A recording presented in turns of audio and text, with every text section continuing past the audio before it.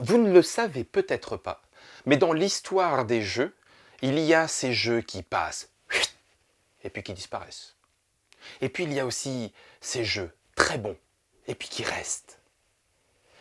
Et puis entre les deux, il y a une catégorie un peu particulière. Ces jeux très bons et pourtant, ils passent. Alors venez avec nous, venez découvrir cette petite sélection de jeux particuliers qui appartiennent à cette catégorie, ces petites pépites, peut-être un peu trop vite oubliées ou mésestimées.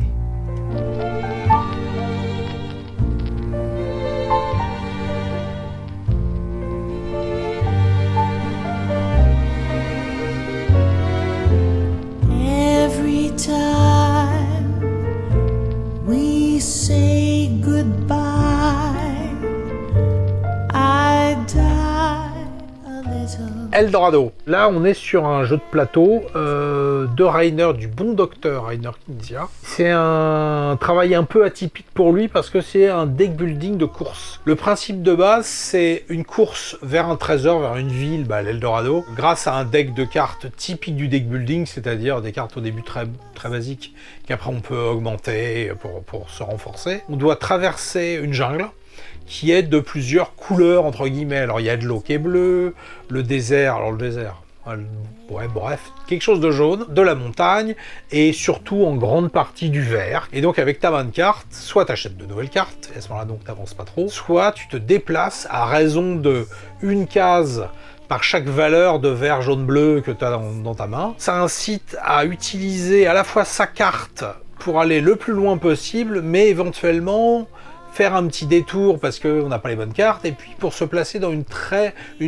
bonne position pour le tour d'après, ou une meilleure position en tout cas. Les joueurs se tirent la bourre, il n'y a jamais aucun joueur qui est vraiment laissé derrière par rapport aux autres. Le plateau est en plusieurs morceaux, et on peut faire plusieurs, parce que circuit de course c'est un peu plus copieux que ce que fait Knizia d'habitude depuis quelques années. Il y a vraiment plein de choses. On joue jamais deux fois la même partie, on peut jouer à plein de joueurs différents, il y a des règles optionnelles, il y a des trucs. Le jeu a pas eu vraiment beaucoup de succès.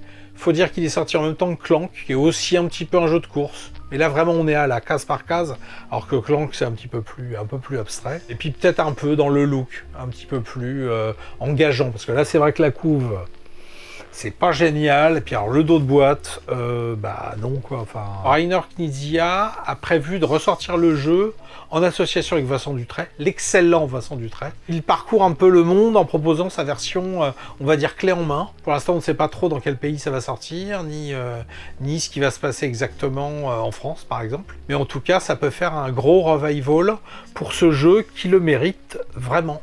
Cargo Noir. Cargo Noir était un jeu de Serge Lager, illustré par Miguel Coimbra et excellemment édité par Day of Wonder. Cargo Noir, c'est un jeu où vous allez jouer des trafiquants internationaux qui vont vendre des voitures, des diamants, du pétrole, même des choses beaucoup moins avouables. Et grâce à ces cargos, de faire du commerce à travers les endroits les plus interlopes du monde, tels que Macao ou les Bermudes, ou je ne sais plus quoi d'autre, mais enfin des trucs un peu chelous.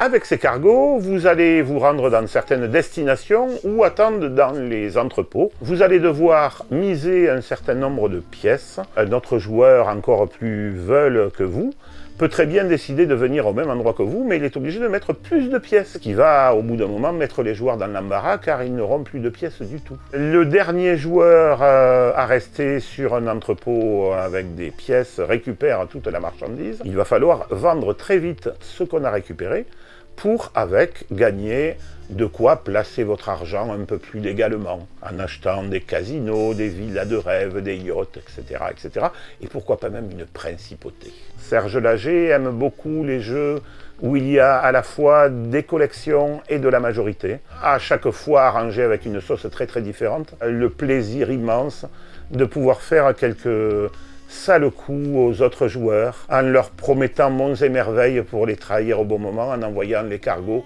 où on avait promis aux grands jurés crachés qu'on n'irait jamais y mettre les pieds. Mais alors, si ce jeu est aussi formidable, pourquoi a-t-il disparu? Personne n'en sait rien, peut-être N'a-t-il pas trouvé assez de gens capables d'aborder ces subtiles mécaniques? Peut-être y a-t-il eu trop de joueurs vexés d'avoir été floués par des plus malins qu'eux? Nous n'en saurons certainement jamais rien, mais en tout cas, si vous avez l'occasion de mettre la main sur un exemplaire de Cargo Noir, ne serait-ce que pour l'essayer et faire une petite partie, vous verrez que ça va vous réserver quelques moments très plaisants de jeu. Etok. Etok est un jeu d'Emmanuel Piard et Barbara Turquier. Je suis obligé de regarder car malheureusement je ne sais pas non plus ce que sont devenues ces deux autrices. Elles ont disparu avec leur jeu. C'est un jeu chez Libellude qui date d'il y a déjà quelques années. C'est un jeu très libelludien dans l'esprit.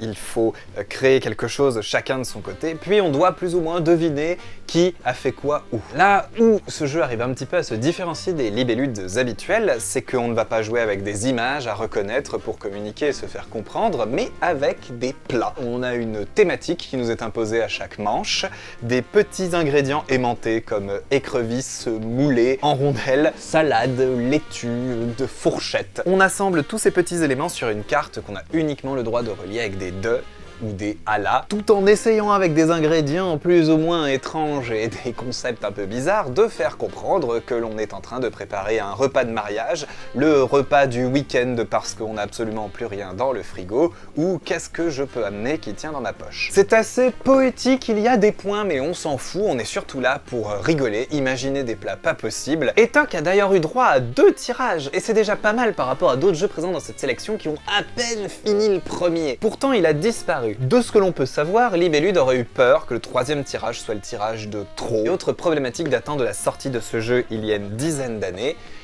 il contient énormément d'aimants. Des petits aimants, des petits magnettes de type frigo sur lesquels sont écrits les plats. Matériel très atypique en 2011 et ça coûtait nettement plus cher à faire pour essayer d'avoir un jeu qui ne coûte pas les yeux de la tête à produire ou à acheter pour les joueurs que nous sommes. Cela explique sans doute pourquoi Etok a disparu et... vous envoyez mon palais bien contrit.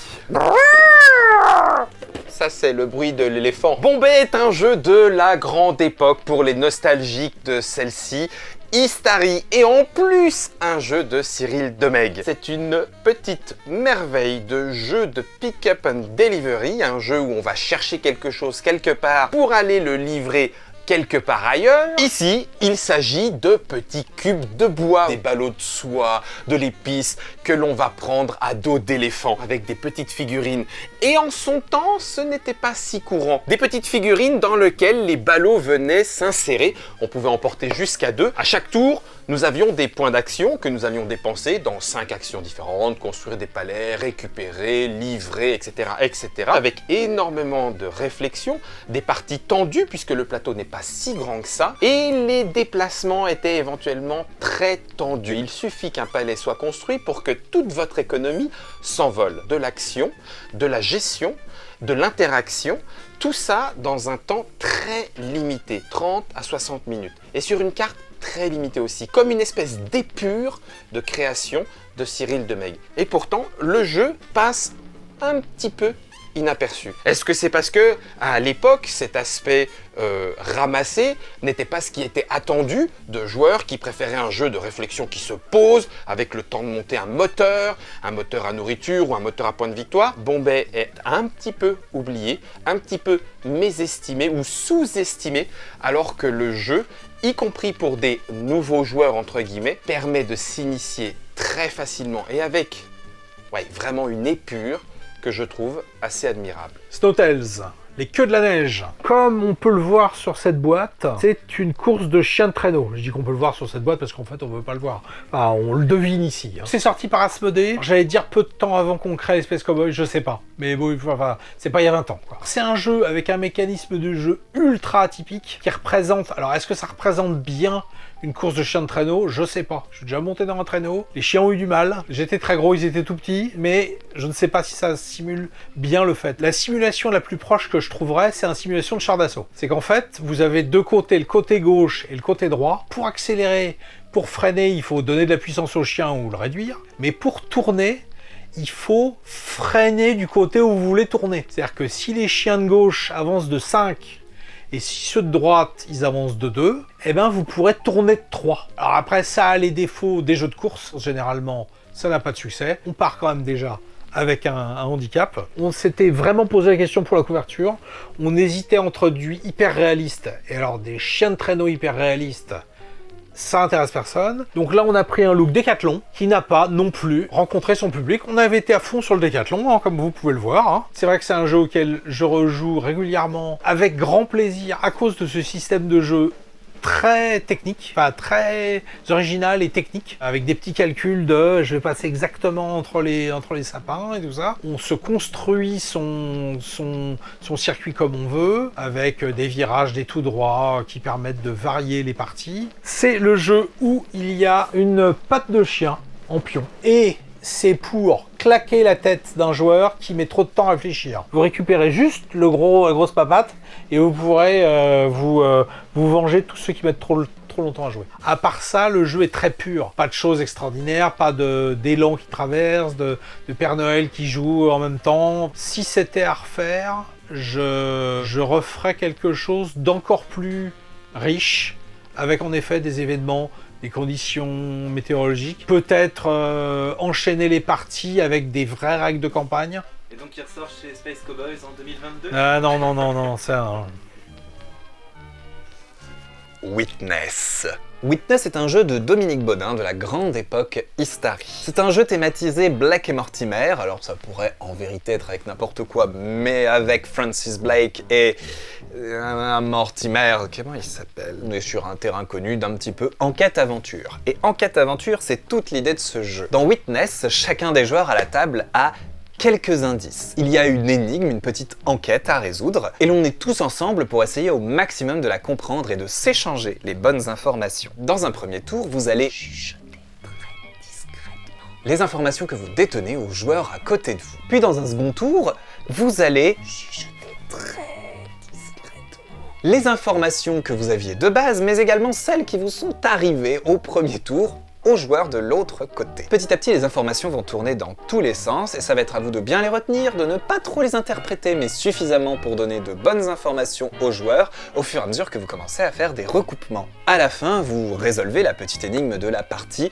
en répondant à 3 questions plus ou moins difficiles avec différents niveaux de complexité. Délicat de savoir pourquoi Witness n'a pas marché. Quand on le sort, il est presque immanquable que cela plaise aux joueurs à qui vous le proposez. Witness a peut-être quelques défauts, être un peu sobre dans son dessin et proposer du Blake et Mortimer, ce n'est pas le thème le plus sexy, mais bon, après tout, pourquoi pas. Sa plus grande problématique est celle qui lui a été le plus souvent reprochée et que ce jeu se joue à 4 joueurs, exclusivement 4 joueurs. Ce n'est pas si compliqué à réunir, mais c'est vrai que dès qu'on est 2, 3, 5 ou plus, on peut pas. C'est un petit gap qui a sans doute découragé plus d'un et qui a empêché ce jeu qui, malgré un très bon bouche à oreille, n'est guère allé plus loin que 1 ou 2 tirages. Et c'est bien dommage. Laissez-vous tenter. Ethnos. Ethnos, c'est un jeu de Paolo Mori illustré par John O. Ethnos, c'est un excellent jeu de gestion de cartes et de majorité. 6 régions, 12 peuples différents, 12 cartes par peuple. À chaque tour, un choix parmi 2 possibilités. Soit, dans un panel, je choisis une carte que j'ajoute à ma main, soit je joue un groupe de cartes qui partagent soit la même tribu, soit la même couleur, au moins aussi nombreux que le nombre de jetons que j'ai déjà posés. Et parmi ces groupes, je vais tenter de mettre un meneur indiquant dans quel royaume potentiellement je désire installer un de mes jetons. Grosso modo, dans quel royaume j'envoie mon armée pour essayer de conquérir ce royaume. Toutes les autres cartes en main sont défaussées et redeviennent disponibles pour les autres joueurs. Ah, c'est très frustrant de donner la carte qui manque à un autre joueur. Il y aura 3 âges différents, 3 ères, et 3 fois dans la partie, un décompte en fonction des majorités que vous avez sur chacun des royaumes, mais aussi en fonction des majorités que vous avez dans les différents groupes, parce que avoir des armées impressionnantes, ça rapporte des points. Il va falloir gérer les capacités de nos tribus, puisque nos meneurs ont une capacité spéciale, et ça peut donner un trait très particulier à notre tour, au tempo du jeu, ce qui nous donne un jeu de gestion extrêmement tendu. Et pourtant, Ethnos est passé un petit peu sous les radars.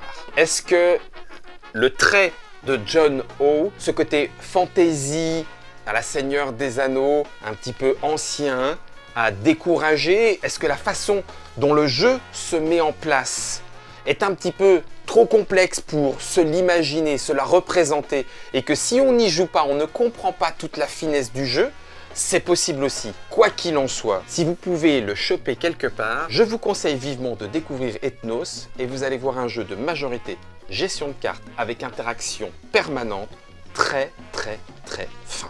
Cyrano de Angèle et Ludovic Maublanc, paru chez Repos Productions en 2010 et illustré par Pierrot. Cyrano est un jeu de poésie dans lequel les joueurs vont devoir faire des quatrains avec un thème imposé à toute la table et deux terminaisons. Par exemple, il va falloir que ça se termine par maman, assurément, d'autres qui vont se terminer en il, pistil et persil. Une fois qu'on a les mots, il va falloir essayer de faire un quatrain qui respecte le thème. Avec maman, pistil, persil et assurément, je vous laisse vous creuser la tête pour trouver un beau quatrain avec ça. Puis après, chacun à tour de rôle va donner un titre à son poème et va le déclamer fièrement à toute la table. Il faut que ces mots soient le plus originaux possible, c'est-à-dire qu'on va marquer des points si on est les seuls à les avoir employés. Et on va monter sur une petite échelle où l'amoureux va retrouver sa belle. Chaque joueur va voter de façon secrète pour le poème qui, autour de la table, lui a semblé le plus beau. À chaque fois qu'on aura voté pour votre poème, la belle descendra de sa tour pour aller retrouver son amoureux. Le premier qui arrive à faire en sorte que l'amoureux et la belle se retrouvent sur le même barreau de l'échelle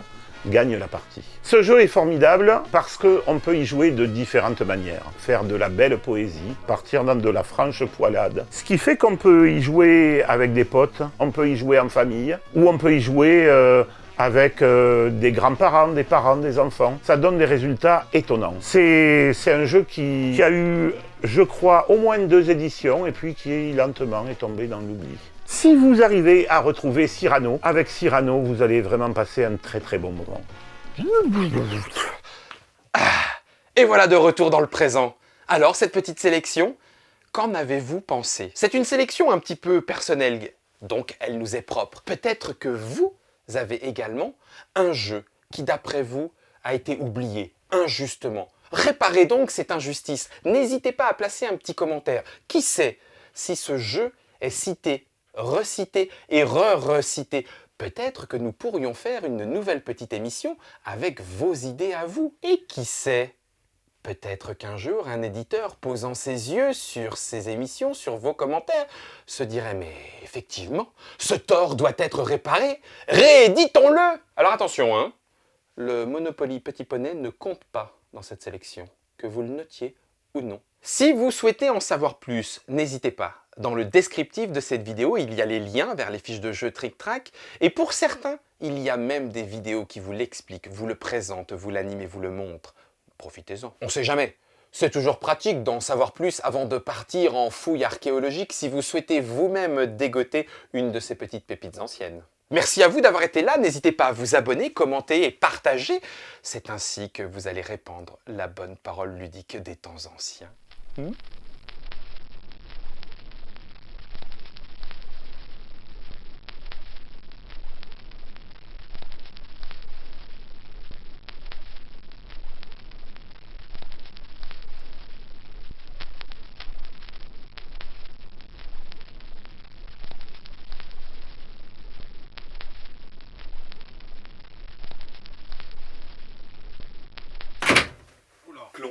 Clong.